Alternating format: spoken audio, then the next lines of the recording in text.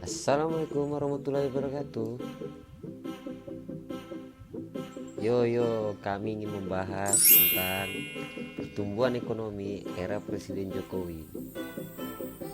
Buruan yuk. Come on, let's go.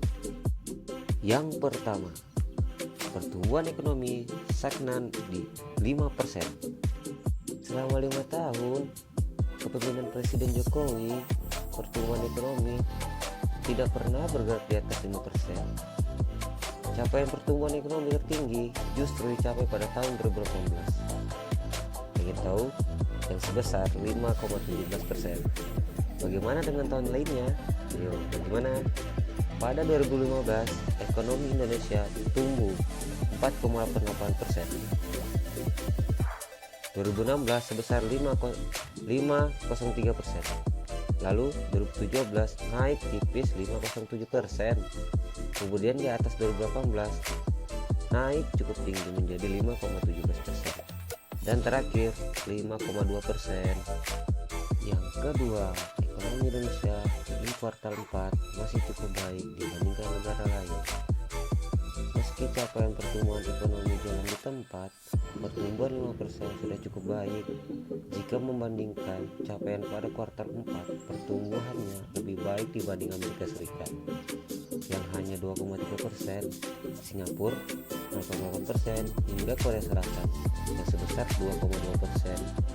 Indonesia hanya kalah dari Tiongkok yang capaiannya pertumbuhannya mencapai 6%. Ketiga, target pertumbuhan hingga 7,8% hanya mimpi. Pada awal pemerintahan Presiden Jokowi dan wakil presiden saat itu, Yusuf Kala, ekonomi Indonesia pernah ditargetkan bisa mencapai hingga 7% loh. Bahkan target itu dituangkan dalam rencana pembangunan jangka menengah nasional yang disebut RPJMN pada tahun 2015 hingga 2019. Bahkan dari target yang tertuang dalam RPJMN itu banyak capaian yang meleset.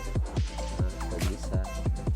Tahun 2015 misalnya yang realisasinya hanya 4,88% dari target 5,80%. Bahkan tahun 2019 realisasinya hanya 5,2% atau jauh dari target yang dipatok sebesar 8%.